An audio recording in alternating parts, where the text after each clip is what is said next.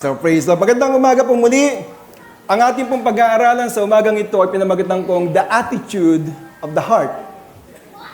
Ibig sabihin noon, ang saloobin ng puso.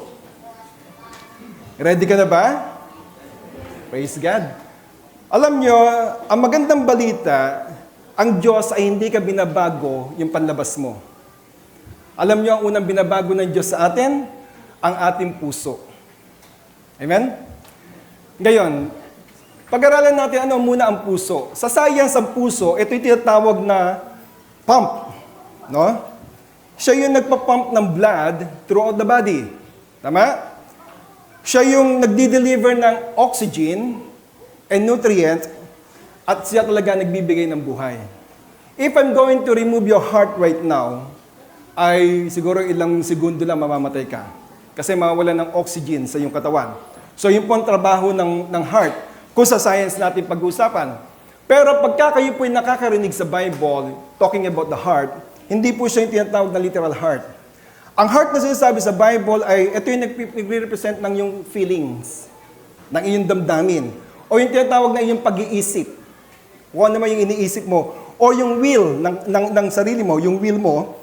And ito rin yung pinaka-very core o center of who we are. Kung sino ka, ayan ang puso ang tinatawag sa Bible. Yung tinatawag na, kung narinig yung tinatawag na inner man. Siya yon. Ikaw yon. So, dalawang klase yan. Pag sa science, siya yung nagbibigay buhay. Sa Bible, siya rin po yung nagbibigay ng buhay sa atin. Kaya nga, ang ginagawa ng Diyos ay binabago ang ating puso. That is why God changes our heart. Binabago ka. Ikaw mismo babaguhin ng Diyos. God completely changes us. Pagka ikaw nagkaroon ng relasyon kay Jesus sa Panginoon, ikaw ay babaguhin kayo ng lubusan. Unang-una, pagagalingin ang iyong mga pains, ang iyong mga sakit. Hindi lamang panlabas, kundi ang iyong panloob.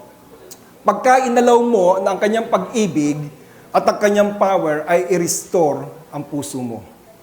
Ang iyong isipan at ang iyong kaluluwa. Amen?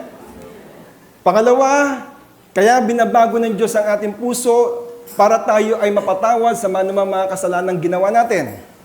Remember this, walang sino makakapag-forgive ng kasalanan mo kundi ang Diyos lamang. So ginagawa ng Lord, pinapatawad ang ating mga kasalanan. Anong gagawin natin? By receiving His mercy. Ang gagawin mo naman, tatanggapin mo ang kanyang awa. Knowing that His grace wipes away every wrong and restores your souls. Ibig sabihin ng binubura niya ang lahat ng mali sa iyo at nire-restore niya ang iyong kaluluwa. Amen po ba? At tinutulungan tayo to become more like Jesus. Ang purpose po ng Lord, kaya tayo binabago, gusto niya maging kawangis tayo ng kanyang anak na si Jesus. Amen? Sa pag-uugali, sa lahat ng bagay.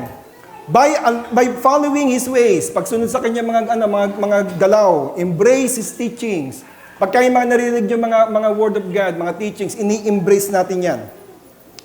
And allow His Spirit to shape your character, action each day. Ikaw ay inahayaan mo ang Holy Spirit na magbago sa iyo at baguhin ang iyong buhay bawat araw. God changes us from the inside out.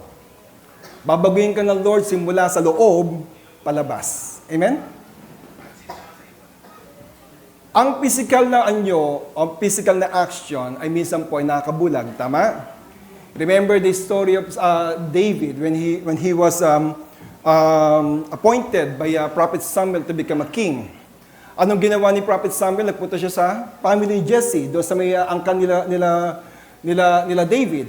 Pagpunta niya doon, hinirap sa kanya yung kanyang mga kapatid. Yung isa, sabi ni Samuel, propeta na yun, nung nakita niya yung panganay, sabi niya gano'n, eto na siguro ang papalit na hari. Remember the story was, King Saul ay sabi ng Lord, you will not become a king anymore. So hahanap na ng bagong hari. So pinahanap ngayon si Propeta Samuel. Pagkita ni Propeta Samuel kay Saul, sabi niya, kay yung panganay na anak ni Jesse, sabi niya gano'n, parang eto na yung pipiliin ng Diyos. Kasi matangkad, malaki ang katawan, mukha talagang soldier, gano'n, ganyan. Pero ang sabi ng Lord sa kanya, hindi daw yon. Pumangalawa, pangatlo, hanggang such time na nagtanong siya, meron ka pa bang anak? Kita niyo ha, Si David ay hindi naisip ng kanyang ama na si Jesse na siya pala magiging hari. Sabi niya gano'n, I have one, the last one is my younger son. At pero nag-aalaga siya ng tupa. Sabi niya gano'n, we will not start hanggang hindi siya dumarating. Noong dumating ngayon si David, God, sabi nga, ang tao tumitingin sa panlabas. Pero ang Diyos tumitingin sa panloob ng tao. Amen? Tinitignan ng Diyos ang panloob, hindi niya tinitignan ng ating appearance. Nung pagdating ni David, sabi ng Lord kay Samuel, He is the one. Imagine. When he was chosen, he was a lad. Sabi doon, when he was chosen, he was a young boy. So, the Bible scholar said that he might be 14, 15 years or 16 years old that time, nung he was appointed by the Lord to become a king. Kita nyo ha? Tayo kasi, madalas tayong tumingin sa palabas, tama? Pastor Pogi eh. Tall, dark, and handsome. Wala ka na mahanap na ganyan. And then later on, nung kayo na pala, kita mo pala, babaero pala. Tapos naging lalakero na rin. Ay, Pastor, maganda eh. Oo nga, maganda. Nung nagsama na kayo, naging mag-asawa kayo, hindi pala marunong magluto. Hindi pala marunong maghugas. Puro turo lang pala ang alam. Ang totoong pagbabago ay nagsisimula po yan sa puso. Sa inner you, kung sino ka. Kasi mahal tayo ng Diyos. He patiently shapes us to be more like His Son. Ang gusto ng Diyos, maging kagaya natin si Kristo. Sa lahat ng bagay. Sa lahat ng character. Changing our heart can be uncomfortable like surgery. Alam niyo ba yung pagbabago ng puso? Mahirap yan. Meron pong mga naoperahan, mahirap po. And I believe talagang mahirap pag inaoperahan ng ating puso. Pag dumadaan ka sa surgery. Kaya lang, yung pain na yon ay merong purpose yun. To get you well, tama? Para maging lumakas ka, maging maayos ka. What feels like breaking is really God's rebuilding us. Akala mo sinisira ka ng Diyos. Pero ang totoo niyang binabago ka, nire-rebuild ka ng Lord. Making us stronger, more like Jesus. Pinalalakas ka upang sa ganun lang yung character ay mabago. Maging kagaya ni Jesus. Kasi God wants us to become like His Son. Gusto ng Diyos na maging kagaya tayo ng Kanyang anak. That's why we sometimes face challenges. Sabi mo, nung naging Kristiyano ako, para ang dami ng challenges na dumating sa buhay ko. Kasi remember this, we as a Christian, we are still a work in progress. Inaayos ka ng Diyos. Every struggle, every trial is part of God's loving process to form us into the people He designed us to be. Yung mga nararanasan mong struggle na yan, yung nararanasan mga problemang yan, ito yung parte lamang ng gustong gawin ng proseso ng Lord sa buhay mo. Upang sa ganon, marating mo kung ano yung pagkakadesign sa atin, kung ano yung pagkakagawa sa atin. Kaya kapatid, the same God who made the stars is shaping your life right now. Ang Diyos na gumawa ng kalawakan, ng universe, ang Diyos na naglagay ng mga planeta, naglagay ng mga bituin sa langit, ay siya rin ang Diyos na mag-shape ng buhay mo ngayon. Amen? One day you'll see that every moment and even the hard ones was part of a beautiful plan. Minsan marirealize mo, minsan sasabihin mo, parte ito ng kagustuhan ng Diyos sa buhay ko. Look at the life of Job. Hindi niya akalain na darating siya, hantong siya sa panahon na nahirapan na siya. Di ba? The Bible said, siya ay pinaka-close kay Lord. Ibinida na nga siya ng Lord kay Satan that time. Sabi niya gano'n, nakita mo bang aking alagad, ang aking faithful na alagad na si Job? Sabi niya gano'n, walang katulad siya. Pero ano ginawa? Tinry siya sa lahat ng bagay. Trials dumating. Una, nawala yung kanyang mga ari-arian. Pangalawa, namatay yung kanyang mga anak. Imagine that. At hindi lamang yun, ano nangyari? Siya mismo yung katawan niya, nagkaroon ngayon ng sakit. Nagkaroon siya ng mga bukol. Sabi gano'n, every part of his body may bukol. At nahirapan siya. Pero at the end of the day, hindi siya natinag kay Lord. Amen? Naging faithful siya to the end. Kaya sometimes sa buhay natin, nakakaranas tayo ng mga problema, mga trials, mga hardship sa buhay, maging faithful ka lang kay Lord. Tandaan mo na lahat yon ay kaparte ng magandang bagay na gagawin ng Diyos sa buhay mo. Romans chapter 8 verse 28, di ba? All things work together for good to those who love God. Amen? Lahat ng bagay na nangyayari ay maganda para kay Lord. Sige nga, pag gumawa ka ba ng isang pinakamasarap na, let's say, cake. Di ba pagka titignan mo yung ingredients, parang, paano magiging masarap na ubi cake? Na merong leche flan. Masarap. Sarap dan. Di ba? When you look at it, pagka nasa bake shop ka o kaya sa bahay ka lang, kita mo may flour, may asin, kung ano-ano, di ba? Paano magiging magiging masarap na ubi cake? Pero pag pinagsama-sama, di ba, lahat ng ingredients na yun, nagiging masarap. Sa buhay natin, ganun din. Sometimes we experiencing struggle in life. Minsan hardship sa buhay natin, pero yun ay parte lamang na magandang plano ng Diyos sa buhay mo, na mangyayari sa buhay mo. So, God is after the real issue. Ano yun? Tignan ko, hindi ka magana ito. God is after the real issue.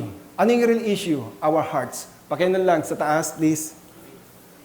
So, ang Diyos ay nakatingin siya doon sa totoong issue ng buhay natin. Ano yun? Yung ating puso. He keeps working for us until our attitude and spirit look more like His Son, Jesus. Ang gusto ng Diyos, ang ating attitude ay maging kagaya na kay Jesus. Romans 8:28, ito sinabi. Romans 8:29, sorry. For He knew all about us before we was born, and He destined us from the beginning to share the likeness of His Son. Sabi nga na, pasimula pa lang, sabi niya bago tayo pinanganak, ay nakatadhana na. Ibig sabihin na ginawa na ng Diyos, pinlano ng Diyos. This means the Son is the oldest among vast family. Ibig sabihin na yung big family na ginawa niya, which is us, we are part of God's family, yung malaking yon, of brothers and sisters who will become just like Him. So ang gusto niya, yung family ito ay maging kagaya ng karakter o ng attitude ni Jesus. And that's sinabi po sa Bible, sabi niya gano'n, the best of brother and sister who will become just like Him. Para maging kaparehas niya. So, tanong ko ngayon, pag si Jesus ba ngayon nakatingin sa inyo, sa puso nyo, meron bang changes talaga na nangyari sa buhay nyo? Okay, amen? Amen. Paul urged us to develop this attitude. Gusto ni Paul ma-develop yung attitude na yan. Yung attitude na yan. So that we might know the heart of Jesus more deeply and reflect His life in ours. Gusto niya mag-reflect. Kasi why?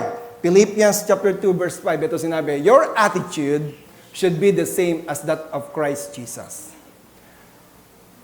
Ang inyo daw karakter, ang ating attitude ay kailangan daw maging kagaya ng kay Jesus. Ang ibig sabihin, your heart should be the same as that of Christ Jesus. Ang puso natin dapat maging kagaya ng kay Jesus. God's plan is to make our hearts more like Jesus. Ang plano ng Diyos ay maging kagaya tayo ni Jesus. Nagre-reflect ba si Jesus sa buhay natin? Amen? When you become born-again Christian, ikaw dapat ay nagre-reflect na ang karakter ni Lord sa atin. As our attitude becomes more like Jesus, His heart takes root within us. Pag ang attitude natin ay naging kagaya na kay Jesus, ang puso natin ay nag-uugat. No? Yung kanyang pag-ibig ay nag-uugat, kanyang puso nag-uugat sa atin. Bakit ka mo? Number 1, ang unang mangyayari sa iyo, reshaping our passions. Nire-reshape niya yan. Ibig sabihin, aligning your desire with His. Ano man ang dinidesire ng puso mo ngayon, naka-align na ngayon kay Lord. So your life burns for what matters most to Him. Ang puso mo ngayon ay nag-iinit. Kung ano man yung meron ko, anong kahalagaan, yung man gusto ng Diyos na mangyari sa iyo. Pangalawa, purifying our desires. Pinupurify niya yung desires ng puso mo. Ano nangyayari daw? Removing what is not from Him. Tinatanggal kung ano yung hindi para sa Kanya. Filling your heart with what is holy. Pinupuno niya ang iyong puso ng tinatawag na kabanalan o kagandaan loob. Yung totoo and pleasing in His sight. Yung kaaya-aya sa Kanyang paningin. Amen? At pangatlo, strengthening our will. Pinapalakas niya yung inyong will. Giving you the courage and determination to choose what is right and follow Him faithfully. Binibigyan tayo ng lakas ng loob ng Diyos upang sa ganun ating piliin kung ano yung tama at kung ano yung maganda para sa Kanya. No matter the challenges. Ano man ang challenges na dumarating sa buhay natin. Being a Christian is really a challenge. You know that? Ang pagiging Kristiyano is ang challenge talaga. Paglabas mo dito sa church, makikita mo mga kaibigan mo sa labas, sometimes they will mock you. Tama? Loloko-lokohin ka nila. O kaya itetest ka nila. Pero all you have to do is stand firm sa iyong pagkakilala kay Lord. Upang sa ganoon makita yung liwanag ni Lord sa inyo. Sabi sa Bible, we are the light and the salt of this world. Kailangan makita yung liwanag sa iyo. Pang-apat, sumunod, teaching us to love as He loves. Tinuturuan tayong umibig na kagaya ng Kanyang pag-ibig sa marami. Remember this, si Lord hindi niya iniibig ang taong kaibig-ibig. Si Lord iniibig niya yung mga taong hindi kaibig-ibig. Pastor, parang ang hirap ng ganun, no? Yes, mahirap. Pero because of Christ, because you become part of His family, natuto ka na rin mahalin yung mga hindi kaibig-ibig. Sabi mo sa katabi mo, I love you, sister. I love you, brother. Teka muna, ayun ba hindi kaibig-ibig sa inyo? Hindi Ngayon, magtatanong tayo ngayon, how can I ever have a heart like Jesus? Paano ba ako magkakaroon ng pusong kagaya kay Jesus? Sometimes, ang puso niya, tingin mo, ang layo ng agwat ng puso ko sa puso ni Lord. But as Christian, let me tell you something, you already have it within you. Alam mo ba na yung puso ni Jesus ay nasa iyo na? Kita mo ha? The moment we invite Jesus into our lives, He moves into our hearts. The moment na tinanggap mo si Jesus, in-invite mo siya pumunta sa puso mo, si Lord mismo ay tumitira na sa iyong puso to guide, una-una, to comfort and transform us from within. Ito sabi, sa 1 John chapter 4, verse 15, sabing ganon, if anyone says clearly that Jesus is the Son of God, God lives in that person. Pag sinabi mo na si Jesus ay siya talaga ay anak ng Diyos, sabi doon sa Bible, ang Diyos daw ay mamumuhay sa taong iyon. Amen? And that person lives together with God. Tama? So, ibig sabihin nun, nung tinanggap mo si Jesus, hindi baka di mo alam na si Jesus ay nakaupo sa puso mo ngayon. Amen? When you accepted Him, kasama na yung pagtira niya sa puso mo, sa buhay mo.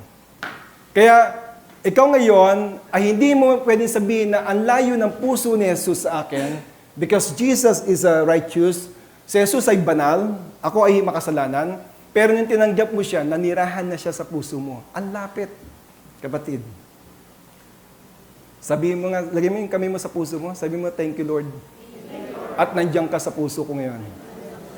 Amen. So, if we have Jesus living in us, then why we are not all living like Him? Ayun naman ang tanong, Pastor, paano naman to? Kung sinasabi ko nga si Jesus ay tumitira sa aking puso, ba't naman parang hindi naman, walang pagkakaiba? Hindi nangyayari yung dapat mangyari. May dalawang reason dyan. Unang reason, the journey to become like Christ is a process that calls for us for intentional effort. Kailangan may effort. Ibig sabihin nun, sasadyain mo na magbago.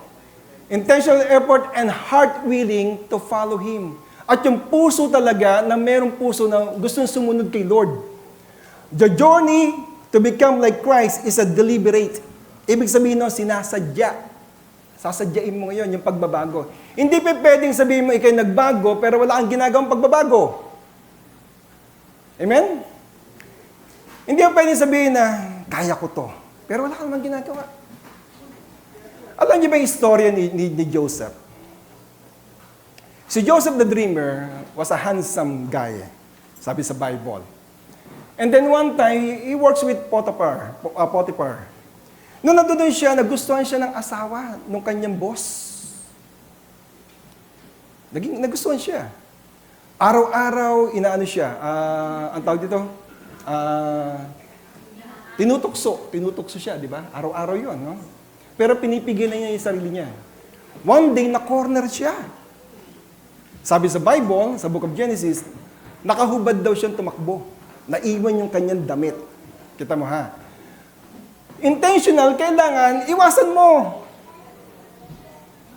Don't tell me, sabihin mo, marupok lang pastor talaga eh. I don't think so. What the Bible said, binasa sa 1 John. Sabi nga si Lord daw ay nabumuhay sa puso mo. Sabi nga, when you speak Jesus is God, Son of God, sabi nga ang Diyos ay namumuhay sa puso mo. Eh di ang lapit ng Lord sa puso mo. Sabi nga resist the devil, and the devil will flee from you. Kailangan lalabanan. Sabihin mo, kaya ko to. By the power of the living God. Yeah, kaya natin yan, ha? So yon, a heart fully willing to follow Him each day. Yung araw-araw gusto mong sinusunod ang puso ng Diyos. Commit yourself. Stay faithful. O, di ba? Sino dito may mga asawa at may boyfriend at girlfriend? Di ba faithful tayo sa kanila? Amen. Amen. Amen. Kasi nga, the relationship ay naglolong, kaya kayo mahaba, kasi nga, may faithfulness doon. So, a heart full of willing to follow Him each day, commit yourself, stay faithful, surrender our own ways. Ibig sabihin so surrender mo and let the Spirit shape who we are. Kailangan hayaan mo ang Holy Spirit na baguhin tayo. Every step you take towards Christ, help you become more like Him. Sa bawat paghakbang mo na ginagawa kay Kristo, ay nagiging kagaya Kanya. And bring you closer to His plan for your life. Alam niyo ba, when you are walking doon sa gusto ng Lord, makikita mo yung plano ng Diyos sa buhay mo. Hindi ka naguguluhan kung ano yung nangyayari sa buhay mo. Nakikita mo yung plano. Sabi nga noon sa Jeremiah 29, verse 11, For I know the plans I have for you, says the Lord. Plan to prosper you, not to harm you. Plan to give you hope in the future. So, doon pa lang makikita mo, ang plano ng Diyos sa buhay natin ay laging maganda. Hindi para saktan tayo.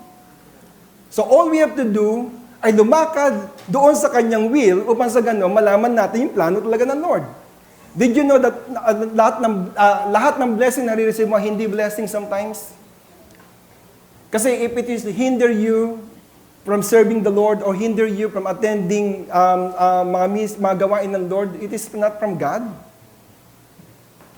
Ang Diyos, pinibless ka upang sa gano'n magamit ka niya for His glory. Pangalawa, if we have Jesus living in us, then why we are not living like Him? Tanong natin lagi, kung ako nga ang Diyos ay namumuhay sa akin, bakit sometimes hindi ko na-feel na maging kagaya niya? Pangalawa, having Jesus dwell in our hearts is the first step. Yung pagtira ni Jesus diyan sa puso mo, ito yung first step na ginagawa ni Lord. Tinanggap mo siya. Ngayon, real change unfolds when we let Him take the lead. Ito ngayon, pagka hinayaan mo na si Lord ngayon, ang manguna ngayon sa buhay mo. In our thoughts, sa ating pag-iisip, sa ating pagkilos, o sa ating mga decision bawat araw. Alam mo, sometimes, minsan pa nagpaplano tayo, nalilimutan natin si Lord. Di ba? Wala sa plano si Lord minsan. Pero pagka sinama mo si Lord sa plano mo, He will direct your path. In all your ways, acknowledge Him, and He will direct your path. Amen? Pag in-acknowledge mo si Lord sa lahat ng bagay, sabi niya gano'n, itutuwid daw lahat ng iyong ginagawa. Meaning, He will give you wisdom, He will give you knowledge, kung ano mang decision na dapat mong pagdesisyonan. True transformation happen when we let Him lead our thoughts. Pagka hinayaan mong si Lord na manguna sa iyong pag-iisip, yung ginag-guide yung mga action mo, kailangan makita yun and direct our decision every single day. Huwag mo lamang siyang imbitahin sa puso mo. Bigyan mo siyang tinatawag na full control sa buhay natin. Amen? As you surrender to Him each day, pag sinurrender mo na yung buhay mo ito na niligtas ka na ng Lord You will see His power changing you from the inside out. Makikita mo, pagka inalaw mo si Lord na mangyalam sa buhay mo, makikita mo yung power na kikilos sa iyo. Merong isang istorya, si Jesus saka si Satan. Merong isang may bahay, sabi niya gano'n, tinanggap niya si Lord. Ang bahay, di ba, may mga kwarto-kwarto yan, di ba? So, nung kumatok si Jesus, welcome niya. Sabi niya gano'n, Hi Lord, it is you, I welcome you. Sabi niya gano'n. Sabi niya, Lord, ibibigay ko sa iyo yung pinakamagandang kwarto dito sa bahay ko. Yung master bedroom sa iyo na yun. Dinilagay niya doon niya si Jesus sa master bedroom. Ngayon, kumatok niya si Satan. Lakas. Kasi si Satan, wala namang pakialam yan, di ba? Pagbukas niya gano'n, pumasok bigla. Laki. Nagulat siya, hindi niya kaya eh. Ang ginawa ni Satan, ginulo yung bahay, winasak yung bahay. Tapos sabi niya gano'n, ba't winasak niya yung bahay ko? Ganito, ganyan. Di umalis ulit si Satan. Ginawa niya, pinagawa niya. Pagpagawa ng bahay na gano'n, a few days after, kumatok ulit si Satan. Pagbukas niya gano'n, ginulo ulit yung bahay. Ginulo ulit, sinira ulit yung bahay. Sabi niya gano'n, ba't kaya gano'n? Ba't ka, si Lord hindi nangingialam? Sabi niya, ba't hindi nangingialam si Lord? Siya, okay lang, sige, baka busy si Lord. Ginawa ulit yung bahay. Pangatlo, winasak ulit yung bahay. Sabi niya gano'n, kumatok siya ngayon doon sa may master's bedroom, kinatok niya. Sabi niya, Lord, I know you know everything. Sabi niya, alam ko na alam mo na dumating si Satan dito at winasak yung bahay ko. Sabi niya, ba't wala kang ginawa? Ginawa niya si Lord. Tapos sabi niya, alam mo anak, pinatuloy mo nga ako sa bahay mo. Kaya lang sabi mo, doon ka lang sa kwarto. Doon ka sa master's bedroom. Hindi mo sinabi that I can do things dito sa loob ng bahay mo. Kaya sabi niya gano'n, kung saan natin nilalagay si Lord sa buhay natin, doon lang mangingialam ang Diyos. But if you fully surrender your life, ibig sabihin noon, you give Him a full control of your life. So kikilos siya sa buong buhay mo. Amen? Maybe tayo, bilang mga Kristiyano, Lord, eto pwede mong pakialaman ha. Pero ito, wag yung love life ko. Pakialaman mo na lahat, wag lang itong ginagawa ko. If you allow God to make a full control of your life, ibig sabihin ng whole body mo, buong buhay mo. Huwag tayo maging kagaya ng lalaking nyo. Akala niya, he give the best for Jesus, pero nileft niya yung mga bagay na sabi niya, Lord, hands off ka dito, hindi ka pwede dito. Amen? Kaya ngayon, sa oras na ito, sa araw na ito, make Him full control of your life. At makikita mo magandang plano ng Diyos sa buhay natin. Amen? Lapanan si Lord. Amen. Sabi sa Ephesians, chapter 4, verse 20 to 24, you were taught with regards to your former way of life, to put off your old self. Sabi nga no? Sabi nga kayo ay tinuruan patungkol dito sa inyong mga old life. No? Natanggalin nyo your old self, which is being corrupted by a deceitful desires. Ang tao po talaga ay likas na makasalanan. As we studied the last time, right? Sabi sa Bible, when you were in your mother's womb, ay may kasalanan na tayo. Ibig sabihin, nag-run na sa ating dugo ang kasalanan. Verse 23, sabi ito, to be made new in the attitude of your minds, verse 24, and to put on the new self, created to be like God, is true righteousness and holiness. Ang scripture na ito, nagbigay ng dalawang step we need to take as we grow in our walk with God. Habang ikaw ay lumalakad at lumalago kay Lord, may dalawang bagay na binigay dito sa verse na ito. Unang-una, we must choose, sabi doon, we must choose to be transformed. Kailangan piliin mo na ikaw ay mabago. It's a deliberate. Kailangan yung gagawin mo talaga. Intentional journey of the heart.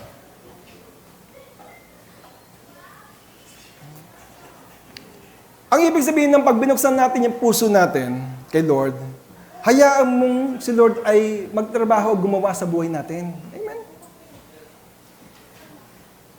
Nung ikaw nga, nung sinagot mo nga siya, di ba? Nang pinakasalan mo, ang sabi mo, you complete me. Oy, grabe yun, no? Ang lalim yun, ha? Parang si John Lloyd yun, ha? You complete me. Oh. Si Lord, hindi lamang niligtas ka, pinagpapala ka ni Lord ngayon, gumagawa ng provision sa buhay mo, iniingatan ng family mo, pwede mo ba sabihin kay Lord, Lord, you really complete me. Amen? So we must choose. Piliin natin. I know, marami nanligaw sa inyo. Dahil magaganda ang anak ng Diyos. Tama? Pero meron talagang isang nanalo, di ba? At yung nanalong yun, naging faithful ka sa Kanya. So, how come, pagdating kay Lord, dapat naging faithful din tayo kay Lord? Amen? It means choosing to let go of the old and embrace the new. Tanggalin natin yung dating tayo, yakapin natin yung bagong tayo na ngayon. 2 Corinthians 5:17, if anyone be in Christ, he's a new creation. all things are passed away, behold, all things becomes new. So, ibig sabihin nun, yung mga lumang ikaw, tinanggal na yan eh. May bago ng ikaw. Amen? So, it has to do with the attitude of the mind. Alam mo, sa isip lang yan eh. Ang isip, kagaya ng puso natin. Tayo yan eh. Kung ano yung iniisip natin, ito ang ginagawa natin. Kung puro kabutihan ang iniisip mo, syempre, your action, it reflects in your action. It has to do with the attitude of the mind. Ang totoong transformation isn't instant. Tandaan po natin yan. Hindi po yan kaagad-agad, yung pagbabago na yan. Kahit saan naman, di ba? O sige nga, magpa-diretso ka ng buhok, ilang oras? 3 oras, di ba? Depende sa buhok. Kung ang buhok mo mula unong gantalampakan, baka 1 araw yon. Pero, nagtsatsaga ka. Ang transformation ng buhay ng isang tao ay hindi yan instant. Paunti-unti yan. It's a journey. A marathon of growing closer to God every step of the way. Ano ibig sabihin doon? The more na ikay lumalapit kay Lord, the more na nababago ang buhay mo. The more na ikay umaattend ng church, the more na nababago ang buhay mo. The more na ikay sumasali sa mga ministry, the more na naayos ang buhay mo. The more na sumasama ka sa anointed group o life group, ikaw ay nababago. Paunti-unti. Hindi biglaan. Amen? Pero, along the way, pag ikay naging Kristiyano, hindi naman ibig sabihin na ikay perfecto pag ikay naging Christian eh. Ang ibig sabihin ng pagiging Kristiyano ay ikay lumalapit kay Kristo at araw-araw nalalabanan mo ng gumawa ng hindi maganda. Amen? Ang tawag doon, nagiging sinless ka na. Paunti-unti, na-overcome mo, natatalo mo yung mga kasalanan ginagawa mo. Eh paano kung far away ka kay Lord? Di wala. Kaya we must choose to be transformed. Piliin natin talagang mabago. So on the other hand, sabi dito, the process of shaping our attitude is not passive. Hindi siya yung wala kang ginawa. Pag sinabing passive, wala kang ginawa. It's active. Ibig sabihin nun, may kilos, may gawa, may action. It grows through our daily choices. Yung sa pang-araw-araw na pagpili mo, kung anong gagawin mo, ayun yun, our effort, our willingness to let God mold us into the likeness of Christ. Yung araw-araw na gusto mong, Lord, baguhin mo ako at gusto ko maging kagaya ni Kristo. Sabihin mo nga sa katabi mo, live intentionally. Piliin natin yung tama. Let us choose righteousness. And let every action draw you nearer to Him. Yung iyong ginagawa ay ito yung nagpapalapit sa iyo sa Panginoon. Amen? Sige nga, wag lang tataas, no? Sino dito yung nag-pray kaninang umaga? Amen. Sino dito yung nagbasa ng Word of God kaninang umaga? Amen. No? So yan ay tinatawag na deliberate, intentional, so that you will grow as a Christian. The first thing we must do when you accepted Jesus Christ is to know how to pray and to know how to read His Word. Kasi your connection ay naayos yung connection mo kay Lord. When you pray, ibig sabihin no, you are communicating to God. And when you're reading your Bible, God is communicating to you. Vice versa po yun. At doon, makikita mo, lalago ka. Lalago ang buhay mo. Pangalawa, second step we need to take as we grow in our walk with God. Pangalawa, we must cooperate with God. Ano yung una? Intentional, may gagawin ka. Pangalawa, meron ka namang kooperasyon kay Lord. Allowing His Spirit, spiritual, supernatural power to work within us. Ibig sabihin, hayaan mong kumilos ang Santong Espiritu sa buhay mo para baguhin ka. Within us and shape us into the likeness of Christ. Siya mismo ang gagawa nun. Ang totoo, change comes when we partner with Him. Ang pagbabago ay pagka sinimula mo maging partner na kay Lord, His divine work in our lives. Ginagawa mo na ngayon yung mga pinagagawa sa iyo. Willingly to cooperate with His hand upon our lives. Lord, Ikaw kumilos, kamay mo ang kumilos sa akin. Ikaw, Panginoon, ang manguna sa akin.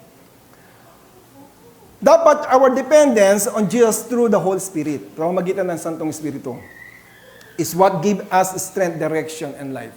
Ano sabi sa John 15:5? Apart from me, you can do nothing, sabi ni Jesus. Sabi ni Lord, kung wala ako, wala kang magagawa. So we need to cooperate with the Lord. Amen? Kung gusto natin na tayo ay mag-grow habang tayo naglalakad kasama si Lord. Alam niyo ba si Enoch, the reason why sinabi sa kanya, the righteous person, na sa mundong yon, sa panahon na yon, kasi grabe yung rampant yung kasamaan sa mundong yon. But Enoch continued to walk with God. Ano nangyari?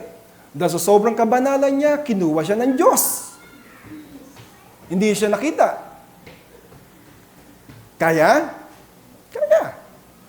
That time nga talagang rampant yung kasalanan eh.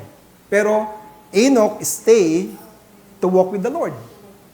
Sa panahon natin ngayon, kaya naman. Sabi mo nga sa katabi mo, kapatid, kaya ba? Kaya yan. Kasama natin si Lord eh. Alam nyo, ang pagbabago, hindi yan nakukuha sa mga programa o tinatawag na mga counseling alone. Yes, nakakatulong yun pagka nagpa-counsel. Pero ang totoong pagbabago ay it comes from God. Ang Diyos mismo. If you allow Him, He will change you. It comes through the power of God. Anong Philippians chapter 4 verse 13? Sabi nga noon, I can do all things through Christ. Diba? Who strengthens me. Sabi nga noon, magagawa ko lahat sa pamamagitan ni Kristo. Ando doon pa rin si Christ eh. Ando doon pa rin eh. Meaning, hindi magagawa pag wala si Lord talaga. The more time we spend intentionally with God, the more our hearts open to His Spirit's work. Pagka ang puso mo talaga intentional mong binigay kay Lord, i-spend mo kay Lord, ang pusong yan ay, ang Espiritu ay magtatrabaho diyan, ang Holy Spirit, shaping our attitude. Nawawala na ngayon yung ating magagaspang na ugali, no? Ang ating mga attitude. Renewing our hearts, na mabago yung pusong yan. Kung ang pusong yan hindi dati marunong magpatawad, ngayon ay nagpapatawad. Kung ang puso niya dating bato, ngayon hindi na bato. Malambot na. Amen? And changing us within. Binabago yung kalooban natin, yung kung sino ka sa loob. Kaya kapatid, as Christian, be part of the world. Tayo, minsan, yes, as Christian, be part of this world. Paparti pa rin tayo dito eh. Pag wala ka na dito, ibig sabihin, no, nasaan ka na? Nasa langit ka na, no? While we still here on earth ngayon, kailangan marunong kang mag-control ng buhay mo. Sige, tingnan natin, ha? May dalawa. Paki-ano ngayon? Tingnan natin. Ayan, yung kanina. Yung pangalawa. As Christian, be part of the world, but don't let it change or control you. Yes, pwede naman tayo makasalamuha kasi andito tayo sa mundong ito. Amen? Pero, wag mong hayaan na baguhin ka nun at controlling ka ng mundo. Unang-una, sabi dito, be in it, yet not of it. Pwede naman. Pwede kayo mamatin ng party, tama? Attend ka ng birthday, syempre kaibigan mo yun eh. Pero, wag mong gagawin yung ginagawa nila kasi alam mo na hindi maganda sa paningin ng tao. Amen? Sabi nila, yung pag-inom-inom daw, sabi na, hindi mo masama yung pastor, di ba? No, siguro, hindi mo nga masama ang pag-inom-inom. Kasi sinabi rin naman doon sa book. No? Pero sabi doon, ang paglalasing daw ay daw ang masama. Tama? At ngayon, pangalawa, yung mga tao makakita sa'yo, sabi sa Bible ganon, if somebody see you at nag-offend sa'yo, at siya'y nanghina sa panampalataya dahil sa nakita sa'yo, at ikaw ang naging dahilan, huwag mo na lang gawin. Tama po ba? Naku, wala na umuo. Well, you're a Christian. You're telling that I am a Christian. I am a born-again Christian. Show it to the world. Amen? Kung makita ka, nakipag-inuman ka doon, si brother, oh. What I mean, if somebody will offend of what you're doing, at mayroong taong lalayo sa Panginoon, wag mo na lang gawin. Sabi mo sa katabi mo, wag na lang natin gawin. Amen. Amen. Stand firm in who God called you to be. Tumayo ka kung ano yung pagkakatawag sa'yo ni Lord. No matter what surrounds you. Ano man yung nakapaligid sa'yo, tumayo ka sa iyong faith. Tama? Huwag tayo maging mainitin ng ulo. Huwag tayo mawala ng pasensya. Kasi ang fruit of the Holy Spirit in Galatians chapter 5 is part of it. self-control, love, joy, peace, long-suffering. Di ba? Amen? So wag po mawawala sa buhay natin yan. Remember this, we are the ambassadors of Christ. Sabi ni Peter, tayo the ambassador ni Christ. So, ibig sabihin noon, tayo nakikitaan ng magandang bagay.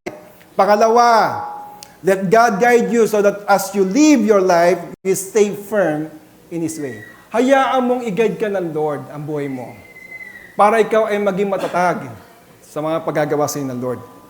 Don't waver. Follow His direction with confidence and conviction. Lagi natin susundin sa Lord. Pangatlo, not influenced by anything that can turn you away from Him. Huwag kang ma-influensyahan ng mga bagay na magpapalayo kay Lord.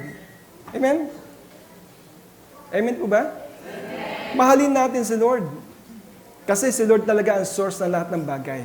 Alam niyo ba sa langit, walang iba nire-recognize na name kundi ang name ni Jesus? So when you pray in the name of Jesus, the Lord is going to answer, sabi sa Bible. Amen? Sa book of John. Sabi nga nang kayo nagdasal sa pamagitan ng pangalan ni Jesus, bibigay niya to. Kaya dapat we are to become a representative of Jesus in this world. Amen? So, not influenced by anything that can turn you away from Him. Ibig sabihin nun, stay grounded, stay alert, and stay faithful to God no matter what comes your way. Ano man ang pagdaanan natin? May magdaantay na magandang bagay sa atin pagkatapos dito sa mundong ito. Who wants to go to heaven? Amen? Gusto niyo bang ngayon na? Hindi pa naman. Pag-ready na. Amen? Are you blessed this morning? Sabi mga sa katabi mo, kapatid, alagaan mo yung pusong yan. Can we all arise? Sige, tayo.